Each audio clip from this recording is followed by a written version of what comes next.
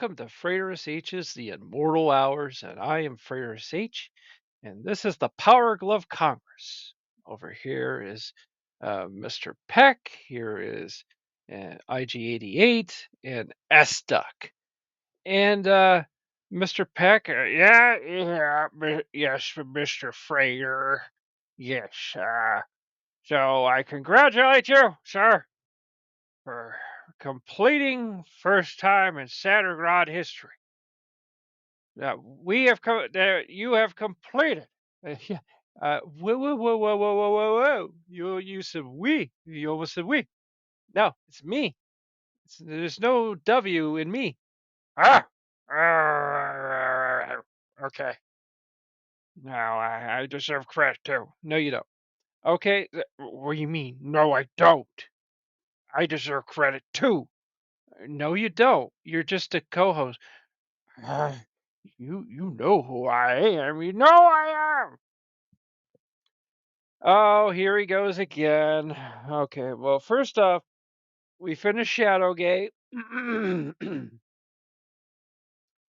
We got that done. Unfortunately, we weren't quite done with IG-88 giving us some history. So we kind of. I know I'm not like really letting S Tuck and IG-88 talk yet. I'm just trying to get things done here, because like, yeah, last episode, well, you were kind of sick here. Yeah, well, what happened was I just didn't sleep enough before doing this project, and that the, at my age, it's not very good to not sleep well enough before a project, before talking a lot. It hurts. It actually physically hurts. Um, okay. So Shadowgate, I had finished it, and what I wanted to do, you know, well, first, we'll talk to S Duck. S Duck, sweetie, well, Freighter, you just called her sweetie. Freighter, how long are we gonna keep stretching this out? I mean, I just keeps telling you, just ask her out. She likes you. She glows when she sees you. It's gonna be an easy one, and it would be quite an episode. You two go on a date and stuff. Uh, well, that's kind of true. Well, it's very true. I mean, maybe we could play Super Mario Brothers together or something. I don't know. I mean, well, yeah, that's true. Well, that's Duck. How you feeling? Hi, sweetie Frauder. Well, hello, friends. I congratulate you on your victory playing Shadowgate. That was awesome. Well, thank you, S Duck. That was very kind of you. Um, okay, now what I like to do before I start playing the next game. The next game is Deja Vu, which was the next game that the developers of Shadowgate came out with. And I remember I used to read about it all the time in like Nintendo Power. I saw it in the store. I never asked for it. And yeah, I never asked for it. And well, it was part of this collection, I mean, so I was gonna go ahead and play it, and try to do the best let's play. There will be problems by the end. Just the Sattergrad curse, how we don't finish a game, right? Like we kind of had that little touch of a little touch of greatness there with actually beating a game, and now we're back to not really. We came close with Deja Vu, very close, but i- in the end with that one, um, um, there was some kind of confusion. Like I'll discuss it more thoroughly when we get there. But all I'll say is, at one point I had to jump guides. Oh no! Where they might have gotten something wrong, and yeah, they got like confused, and then I didn't know who to believe, and basically I ended up basically abandoning the playthrough at the very end. Oh dear. Well, that's unexpected because it seems like these walkthroughs of these kind of games are pretty straightforward. I mean, well, the Shadowgate one was straightforward. I mean that flowed pretty much the same way when I was a kid, and well, one of the things where I'm gonna do is have IG88 maybe finish off some of the Shadowgate stuff. We had him do. Yeah, that's a good idea. Because I thought we were getting one more playthrough of that, and I had miscalculated it. Okay, IG88, you got anything else on Shadowgate? Computer Gaming World gab the game a very positive review, noting the game uses the same superior interface as prior adventure games.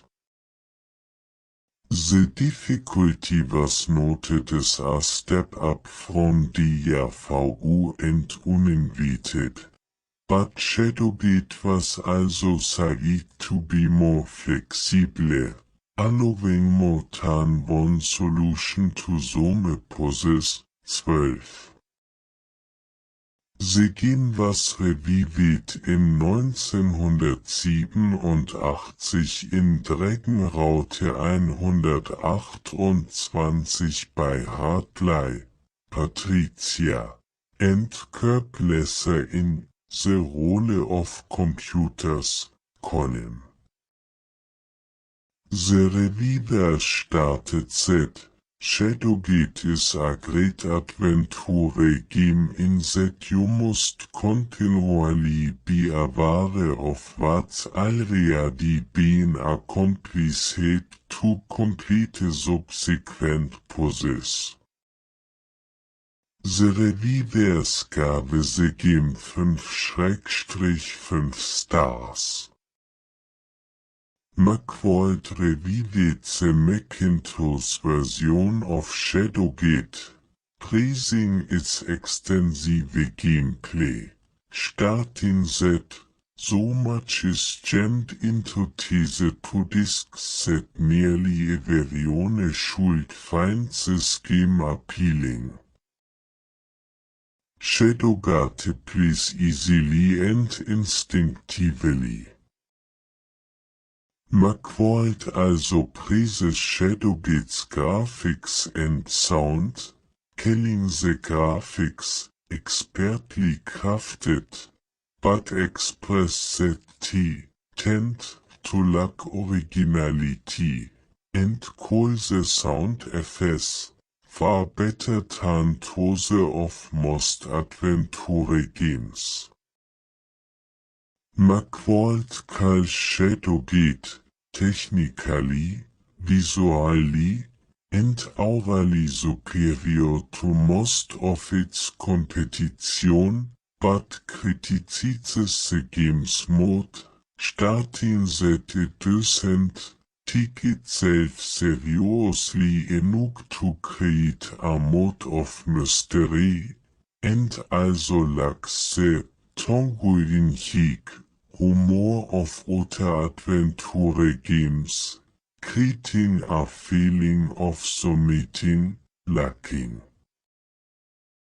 Well, right there, that gives you a much better snapshot of what people generally thought of the game at the time. They thought it was a generally, I mean, except for the lack of humor, made it a little stale. But um, other than that, it was a very imaginative game and got very high ratings. And the problem today is a game like this usually kind of gets stabbed in the back by the current gaming climate. Like if you have someone who plays retro games, but they also play like Dark Souls, they're pretty well privileged. They don't understand that what they have in their hands when they do these like, these like special, entertainment streams. They don't understand that at one point in time this game is about as far as imagination can take you, in terms of the lack of technology. I mean, there was a time when, a floppy disk could even hold that much memory. It could even hold a gigabyte. I mean, this so, it just drives me nuts because this is like a lack of respect for just the time that you were capable of, back then, especially with PC games. PC games was about the mind. It was about telling a story.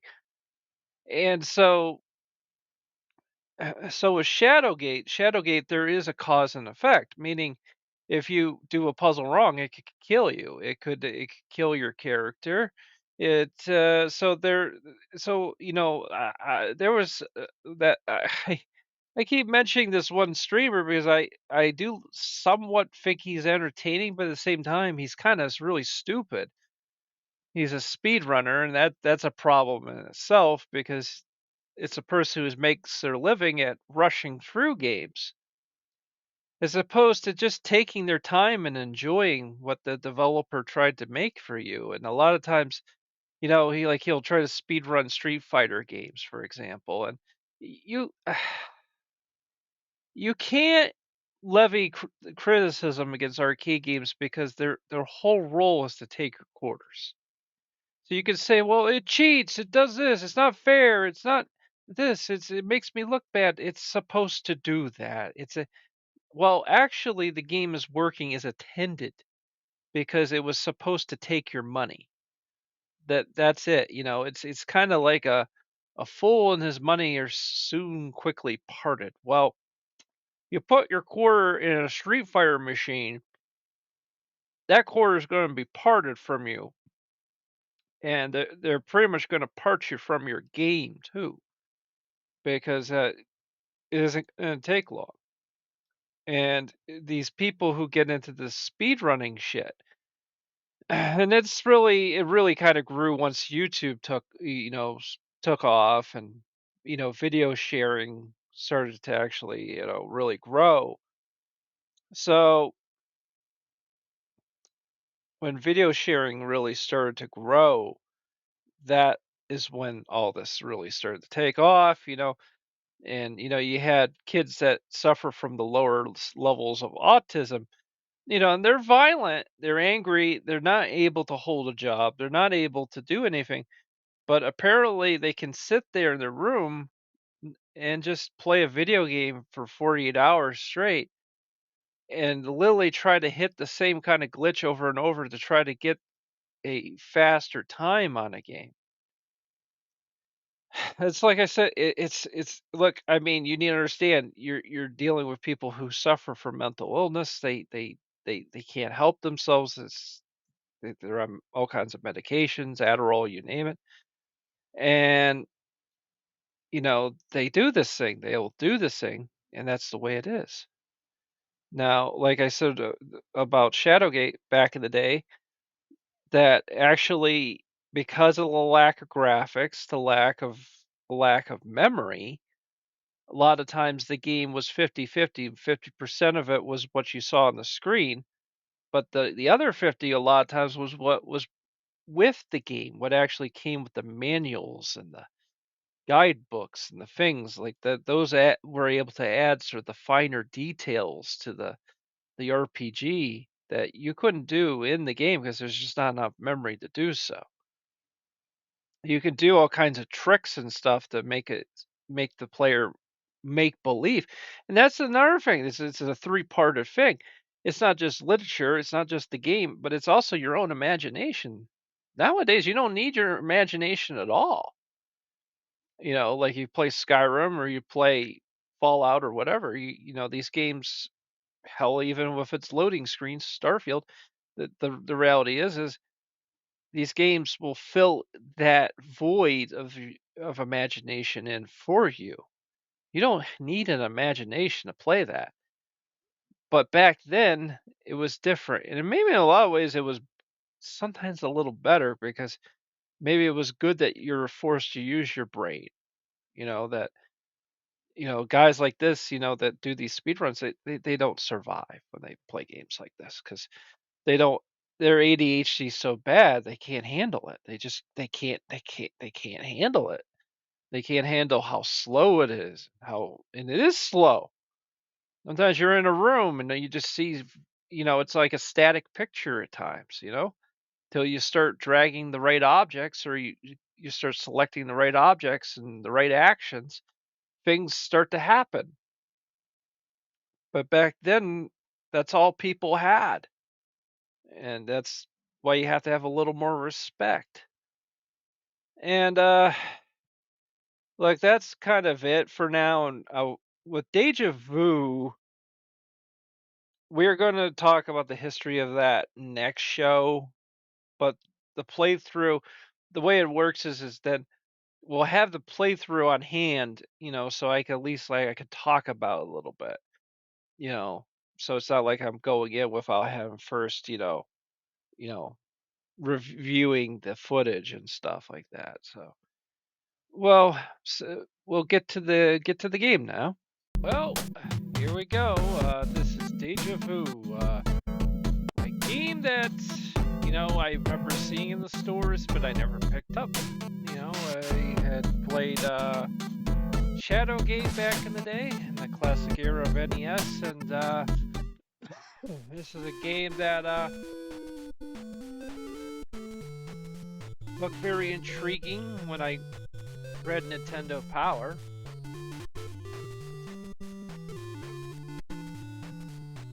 When I looked up the history of the company that made Shadowgate, they actually made this first, I think. Then came The Uninvited, and then eventually was Shadowgate. I had no idea. I just know that this game came after Shadowgate and on the Nintendo. Came from a stupor, feels like a chronic headlight after a week in Vegas. Chronic headlight. You notice your right palm is covered with dried blood, but you can neither see nor feel any wounds. Uh-oh. You feel a sharp pain on your left forearm. Rolling up the sleeve, you find a tiny puncture on your arm. Has a doctor injected me with a medicine? And you realize you can't remember who you are. You have no idea where you are and why you're here. And you have no whatsoever. Don't ask me why I read it like that. I don't know.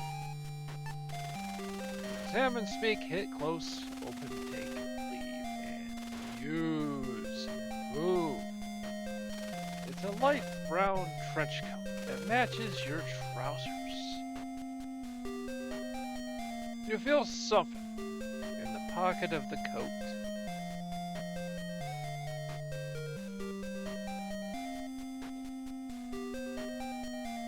And I can't remember what at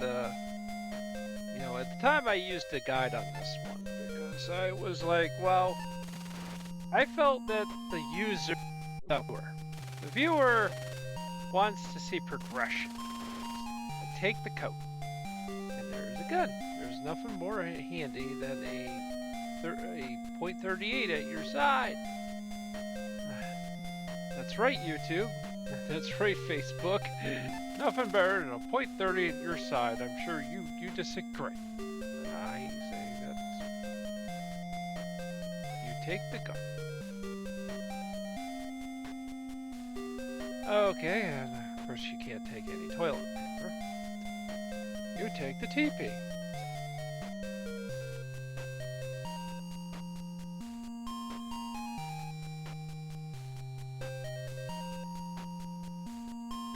Just looking up the guide right now. Yeah, I felt that the viewer deserved a certain form of progression, just not have to sit there as I'm trying to experiment with certain items on certain things. That seemed very boring to me. And, my ADHD would have been kind of like, well, no. Although this game would have really hit me right, back in 1990. I mean, 91. Yankee, take the sunglasses. Take the wallet. Gotta have a wallet.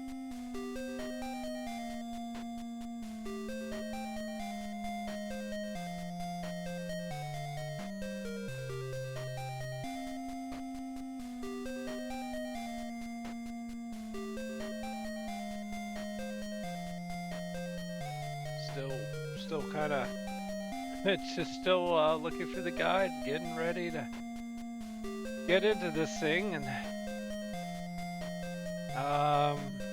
yeah, we'll go do our thing, Just looking through all the stuff we got right now.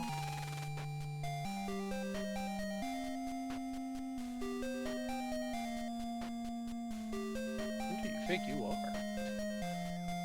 Good question. Who do you think you are?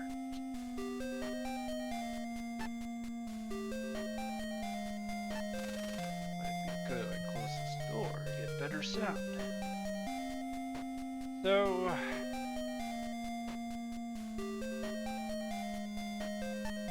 let's see, you got a key 1 and a card and a $20 bill. $20 bill, as Justin Rhodes would say. Take the key. Take the card. You take the $20 bill.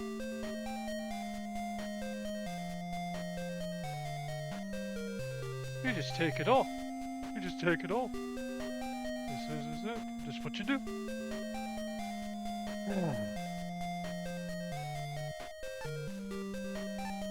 It's being a little slow because I have actually never played this before. So even though I have a guide, I'm just kind of trying to get comfy with this stuff.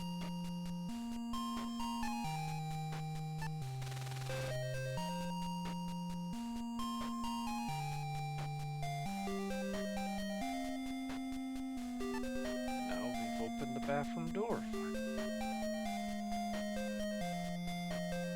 we feel so much better.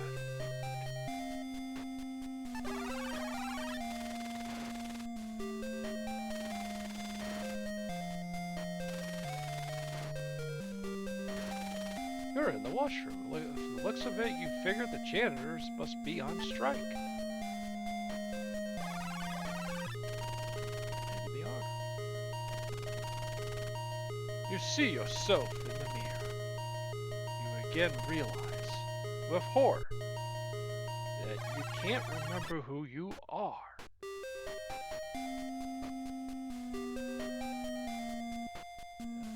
That would be freaky.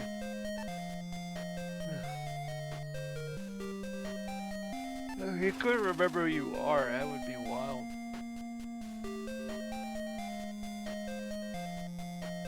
Open the door. Move.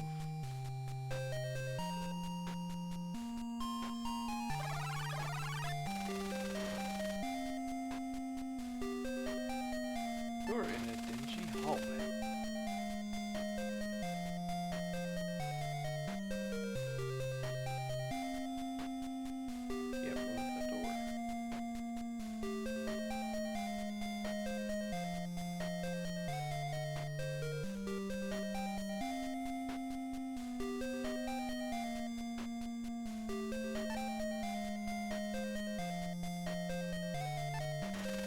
Okay, open.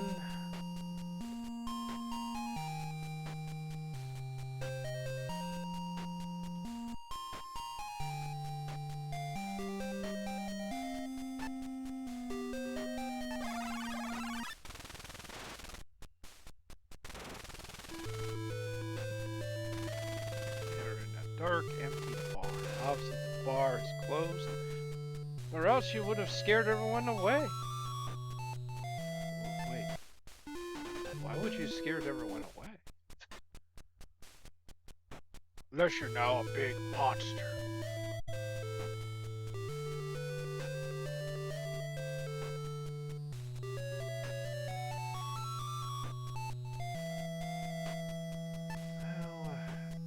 brief periods where it doesn't look like anything's happening. It seems. I'm looking up a guide.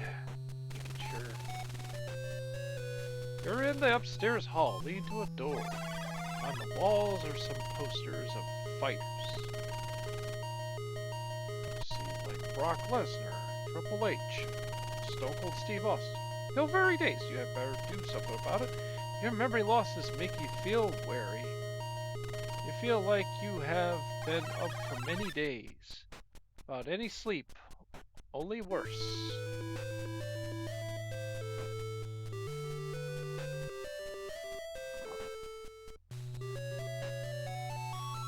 Maybe your character needs like a Motrin or something.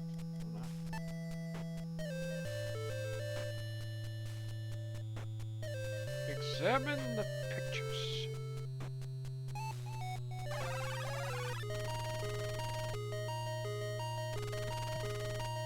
It looks like a poster of you, but then you can't remember who you are. The name underneath says Ace Harding. It doesn't ring a bell.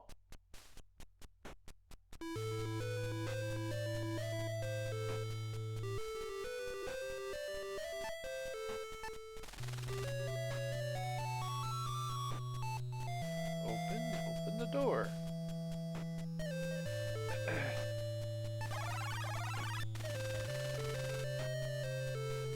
Go through to the in here. You're now in a reception room or a secretary's room. The odor of cheap perfume still lingers in the air. Maybe Ace Harding was really into cheap women's perfume. Hey, can't judge it. Hey, everyone has certain things they like.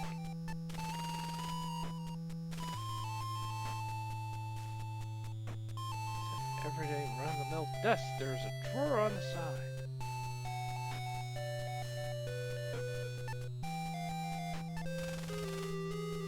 Don't know if that's drawn right. I don't know.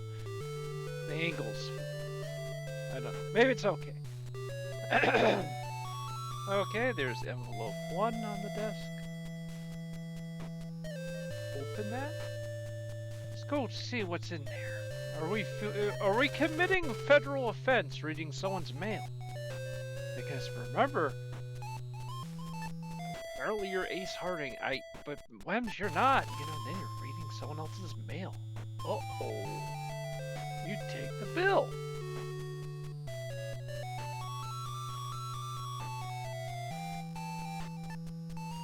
What are you gonna do next?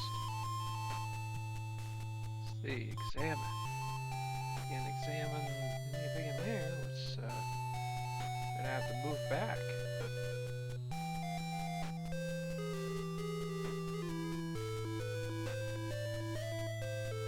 Examine.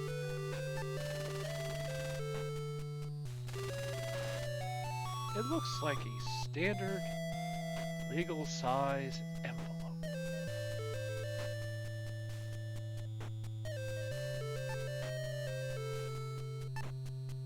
And again, I heard a streamer once bashing this in Shadowgate, like, oh, I hate point and clicks, they're not real video games. I'm an authority on what you play. I know what's a video game, what's not. Oh dear, one of those.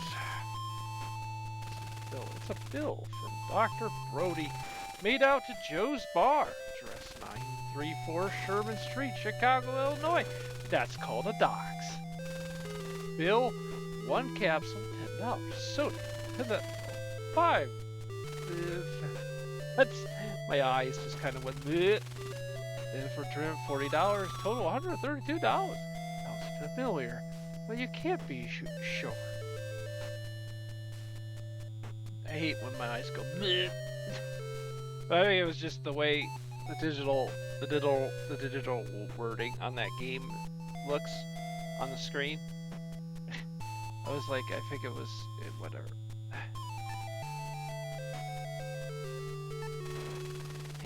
Yeah, it's just it's not all streamers, dude. It's not, but it's just this one I remember. he was like, "Oh, I don't like it. That's Street Fighter." He's like such a low IQ Neanderthal. Oh, open the door.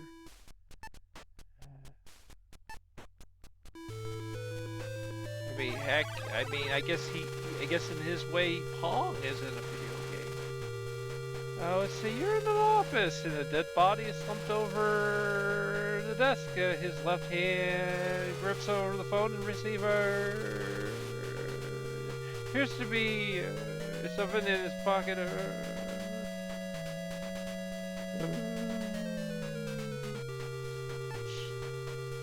Poor guy. Open the pocket.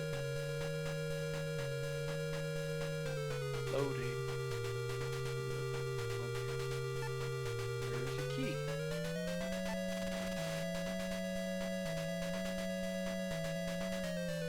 Take the key to.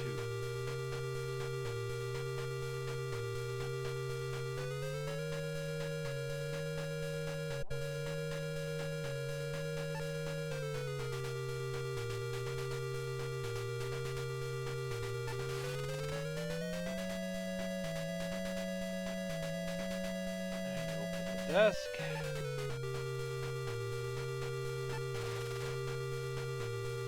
So you take the pencil.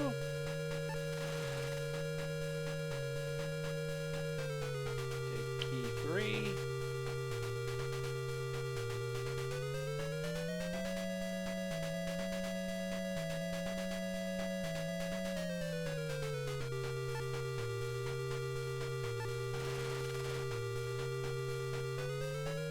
And of course you open the door, open the window.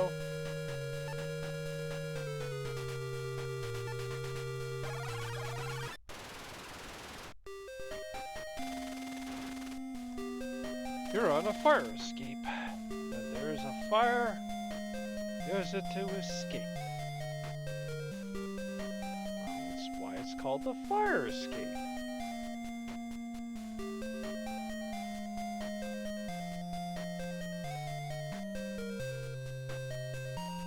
Also, be understood that this game originally was on a black and white Macintosh back in the day.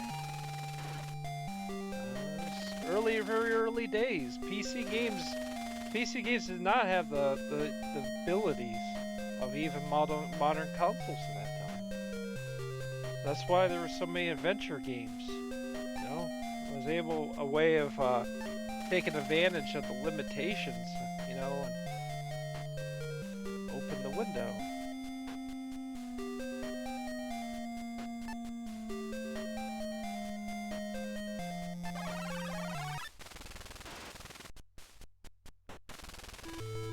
Oh dear, what kind of room is this? It looks weird. Yeah, it does look weird.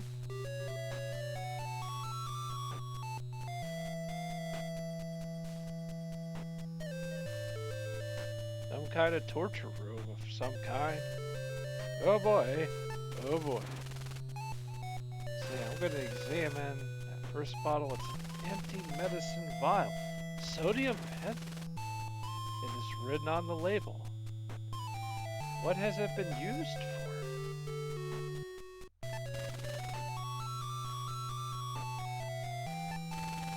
Medicine vial labels. Empty medicine vial says diethyltrimine on it. Sounds familiar, but you can't remember why.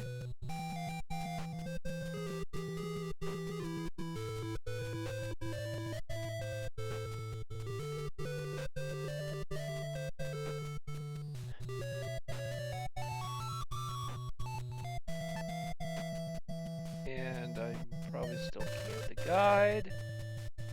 Gotta open that trash can, open the waste basket, waste picket, and capsules. Doctors put medicine in these for patients to take.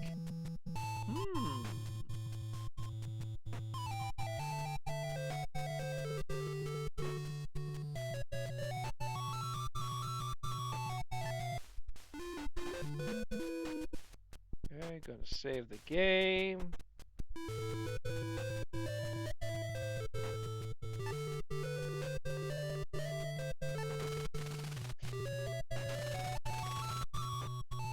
Hey, you take the caps, think that will come in handy later. On the waste bucket. the waste the west tabaket west patabaket west tabaket. I guess they had a limit of how many letters they could put on the screen there, so they had to just put in waste BKT. But I like to mess with it. Hit. Whoosh, the elevator doors slide open.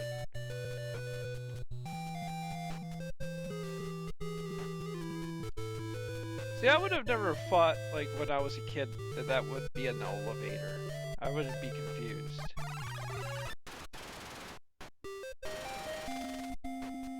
You're inside the elevator. Where do you want to go? It's probably like Willy Wonka. I just want to go flying in the air or something. Gotta make a decision here. I'm reading a guide.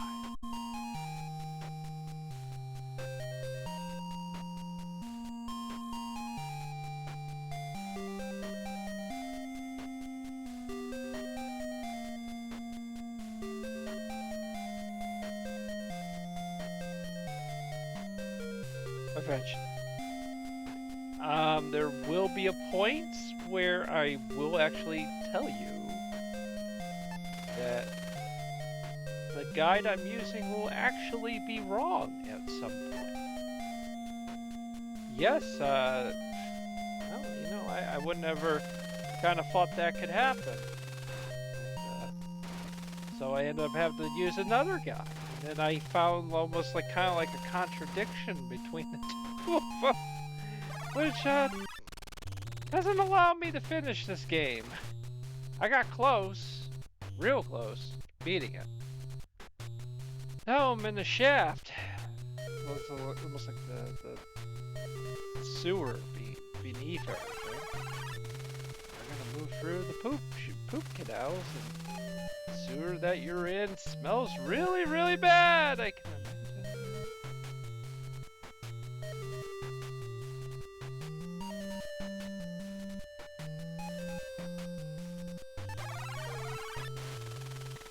Smells sticky. It's a small room made of stone and brick.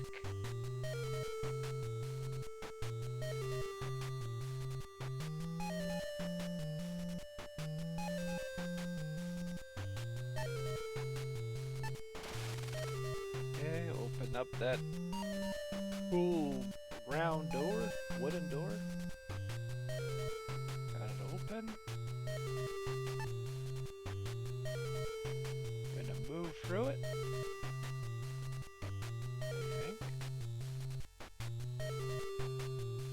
Reading the guide. Is there any moments where it's just like some pause right there? It's trying to do the right thing, cause I never played this before, and don't want to go someplace I'm not supposed to, or grab something I'm not supposed to grab, and complicate things and make the playthrough longer than it should be.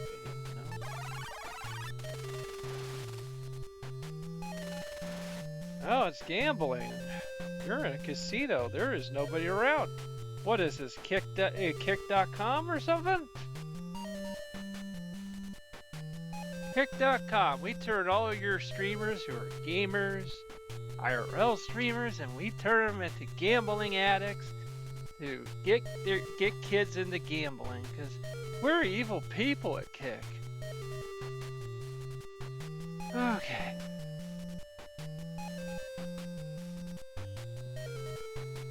Oh, that's good stuff. Yum, yum, yum. Okay.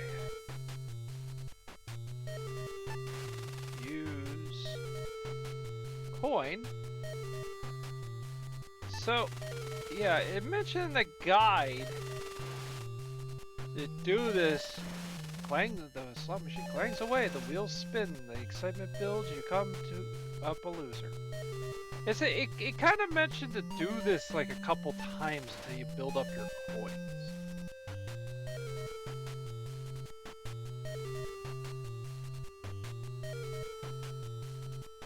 What would you like to use this on?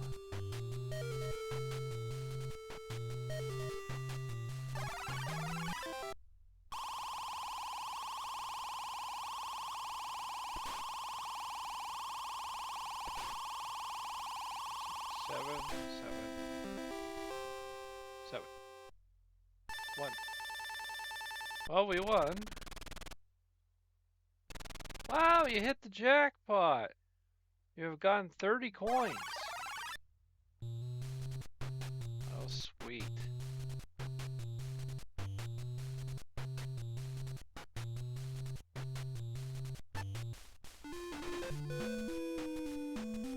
Save the game. Yeah, I mentioned that in the guide that you can kind of build up your coins that way by going here.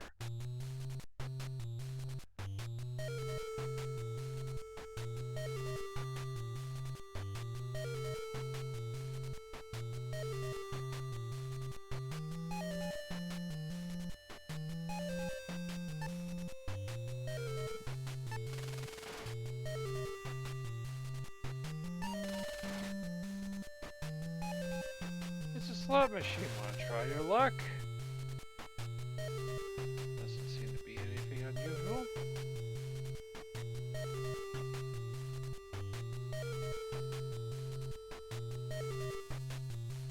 I don't know why I'm examining that.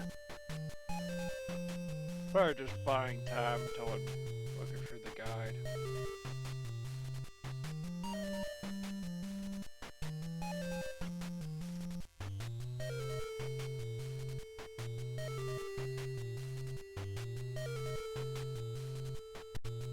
It's a little bit slow moving game. It's slow moving. But you gotta take yourself back to like the early 90s, and you gotta realize, man, this was not the normal game you would see like on at your like toy store, and this is really something kind of different. I had Shadowgate. This one I didn't want to get it. The games cost money back then. I mean, ask your parents for this stuff. That.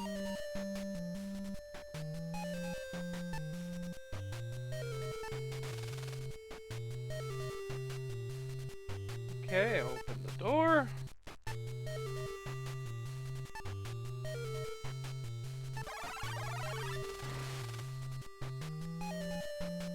You're in the wine cellar. This looks like you could use a good cleanup or something.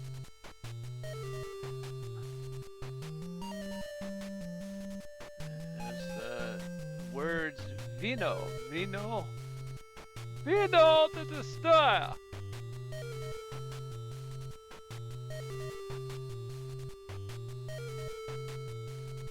Here's an opinion. I kind of like Ghostbusters too. I kind of did. There's movies that were like considered to be like sort of condemned sequels, like that. What happens is then like people make like sequels and then they pretend that movie never existed in the continuity. Like Highlander 2, even though the reality is Highlander 2 was probably as close as you get to trying to do a sequel to the first movie. The first movie is generally begins and ends. Like it's one of those types of movies where it actually leaves no room at all for any kind of sequel. But I thought that is goofball as a movie. It's a goofball movie. Highlander 2 actually did try to be a sequel. It actually tried to give an origin to all the Immortals. maybe an unpopular opinion. Probably the only opinion you'll ever hear of Highlander 2, where someone's like, holy crap, I actually thought that Highlander 2, even though it was kind of corny at times, it was actually trying to do some, it was, the Immortals actually came from a planet and they had been exiled to Earth. That's called science fiction. There's no rule against it, but for some reason, people liked it better that no one really knew why these Immortals were the way they were, and I hate to not talk about the game, but it's just so slow right now that if there's an idea on top of my head, I think it might be the time to kind of talk about it. So here we are, and here you are, and here we are. And I'll see you next time.